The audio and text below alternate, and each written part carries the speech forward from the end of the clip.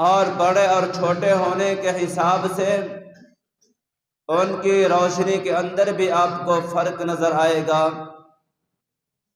لیکن ایسا نہیں ہو سکتا کوئی سبھی ستارہ بے نور ہو۔ سب کے اندر نور موجود ہے، روشنی موجود ہے۔ فرمایا کہ اسی طرح میرے صحابہ کے اندر بھی علم موجود ہے، علم کا نور موجود ہے۔ جس جس کے پیچھے چلو گے، اصحابی کالنجوم فبأیہم اقتدیتم اہتدیتم، یہ خود بھی کامیاب ہیں، جو ان کے پیچھے چلے گا وہ بھی کامیاب ہو جائے گا۔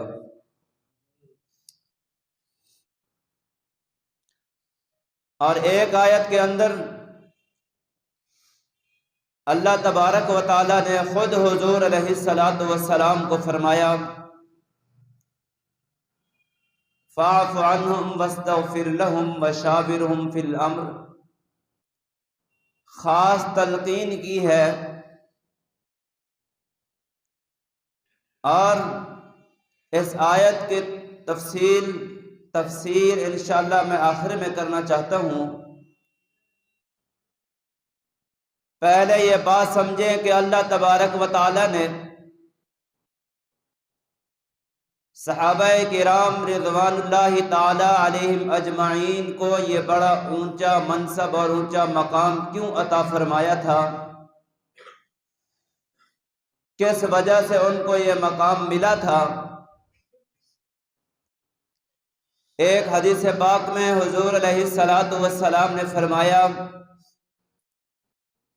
ان اللہ اختارنی واختار علی اصحابی، فرمایا کہ جس رب نے مجھے منصب رسالت کے لیے، منصب ختم نبوت کے لیے منتخب کیا، واختار علی اصحابی، اسی رب نے میرے لیے میرے صحابہ کو منتخب کیا۔ تو اس حدیث پاک کی روشنی میں میں یوں عرض کرنا چاہتا ہوں، ان اللہ اختارنی، حضور فرماتے ہیں کہ اللہ تبارک و تعالی نے ان اللہ اختارنی، مجھے منتخب کیا۔ حضرت آدم علیہ السلام سے لے کر عیسیٰ علیہ السلام تک اللہ تبارک و تعالی نے تمام انبیاء کے دلوں کو ٹٹولا، اس لیے میری اور آپ کی رسائی کسی انسان کے ظہر تک ہوا کرتی ہے، اور اللہ تبارک و تعالی کی رسائی انسان کا ظہر تو کیا، انسان کے دلوں تک ہوا کرتی ہے۔ اسی لیے اللہ تبارک و تعالی نے فرمایا انہ علیم بذات الصدور، تمہارے سینے کے اندر جو راز ہے وہ علیم ذات ہے، ان کو بھی جانتی ہے۔ تو اس علیم ذات نے تمام انبیاء کے دلوں کو ٹٹولا، بلکہ اگر اس کے اندر میں وسعت پیدا کر دوں تو اللہ تبارک و تعالی نے تمام انسانیت کے دلوں کو ٹٹولا۔ کون کون سا دل ایسا ہے جس کے اندر نبوت کی اہلیت ہے؟ تو جن جن دلوں کے اندر نبوت کی اہلیت تھی، اللہ تبارک و تعالی نے ان کو نبوت کے لیے منتخب کر لیا۔ آدم علیہ السلام سے لے کر حضور علیہ السلام تک تمام انبیاء کو اللہ نے نبوت کے لیے منتخب فرما لیا۔ پھر اللہ رب العزت نے ان تمام انبیاء کے دلوں کو ٹٹولا کہ کون سا نبی ایسا ہے، کون سا نبی ایسے دل والا ہے جن کو میں نبوت کے ساتھ ساتھ ختم نبوت عطا کروں۔ آدم علیہ السلام سے لے کر عیسیٰ علیہ السلام تک تمام انبیاء کے دلوں کو اللہ رب العزت نے ٹٹولا، بلکہ حضور علیہ السلام سارے انبیاء کے دلوں کو ٹٹولا تو کوئی بھی نبی ختم نبوت کی ان کے اندر اہلیت نہیں تھی۔ اس لیے اللہ رب العزت نے ان کو صرف نبوت عطا کی، ختم نبوت عطا نہیں کی، جب میرے اور آپ کے نبی کے دل کو اللہ نے دیکھا اور ٹٹولا تو ان کے دل کے اندر، قلب کے اندر، سینے کے اندر اللہ تبارک و تعالیٰ نے جہاں پر نبوت کی اہلیت کو پایا وہیں پر ختم نبوت کی اہلیت کو بھی پایا۔ اس لیے اللہ تبارک و تعالیٰ نے حضور علیہ السلام کو نبوت کے ساتھ ساتھ ختم نبوت بھی عطا فرما دی۔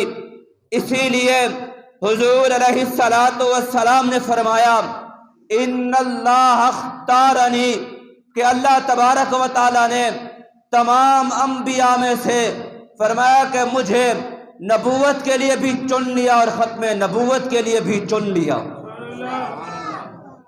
ان اللہ اختارنی واختار لی اصحابی، ہر نبی کا اللہ نے انتخاب کیا اور اس نبی کے لیے اللہ تبارک و تعالیٰ نے ان کے جان نثاروں کا بھی انتخاب کیا۔ اور جب حضور علیہ السلام کی باری آئی تو آپ کی امت میں سے اللہ تبارک و تعالیٰ نے ہر ایک کے دل کو ٹٹولا، جس کی طرف اشارہ حضور نے خود فرمایا کہ واختار علی اصحابی۔ اللہ تبارک و تعالیٰ نے قیامت تک آنے والے تمام انسانوں کے دلوں کے اندر اپنی قدرت کا نظارہ ڈالا کہ کون سا دل ایسا ہے جو میرے نبی کی رفاقت کا اہل ہے، کون سا دل ایسا ہے جو میری نبی کے نبوت کی صحبت کے لائق ہے، کون سا انسان ایسا ہے جو میرے نبی کی رفاقت کو اختیار کر لے گا، جو میرے نبی کی صحبت کو پالے گا۔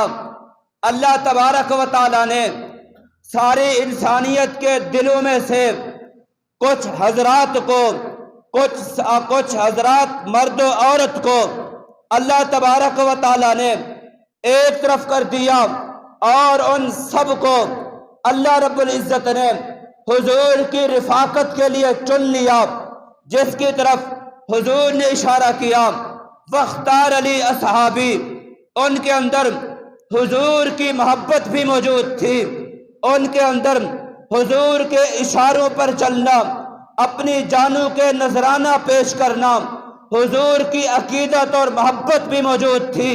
ان سب کو اللہ نے حضور کی رفاقت کے لیے، حضور کی معیت کے لیے، حضور کی صحبت کے لیے منتخب کر لیا، جسے میں اور آپ صحابہ و اہل بیت کہتے ہیں۔ یہ اگر انتخاب ہے تو اللہ کا انتخاب ہے، جس کی طرف اشارہ کر کے حضور نے فرمایا واختار علی اصحابی۔ ان صحابہ و اہل بیت کو اللہ نے خود میرے لیے منتخب کر لیا ہے۔ یہ انتخاب تو ہو گیا، یہ انتخاب اللہ نے کیوں کیا؟ اسی لیے کیا ان کے اندر ماننے کی صفتیں موجود تھیں اور انہوں نے حضور کی ہر بات کو مانا ہے۔ اور آپ یہ بھی دیکھیں، ایسا بھی نہیں ہے، حضور علیہ السلام کے زمانہ میں پوری روئے زمین کے اندر جتنے بھی انسان ہو سب نے کلمہ پڑھا ہو، زمانہ تو میسر آ گیا، لیکن ان کے دلوں کے اندر وہ اہلیت نہیں تھی صحابی بننے کی۔ اللہ تبارک و تعالیٰ نے زیارت کرانے کے باوجود بھی اللہ نے ان کو محروم رکھا ہے۔ اس لیے بعض دفعہ انسان کے دل میں یہ بات آتی ہے کاش کہ ہم بھی حضور کے دور میں ہوتے۔ یاد رکھیں، میرے اور آپ کے دنیا میں آنے کے لیے جو میرے اور آپ کی ذات کے اعتبار سے بہتر تھا، اللہ نے وہ وقت منتخب کیا ہے۔ اس لیے نہیں معلوم اس وقت ہم کون سی صف میں کھڑے ہوتے۔ کبھی یہ بات دل میں نہ لایا کریں، اللہ کا شکر ادا کریں، جو وقت میرے اور آپ کے لیے اچھا تھا اللہ نے اسی کے لیے ہمیں دنیا کے اندر بھیجا، پیدا کیا ہے، اور اس پر اللہ کا ضرور شکر ادا کریں کہ اللہ تبارک و تعالیٰ نے ہمیں ایمان جیسی دولت عطا کی ہے۔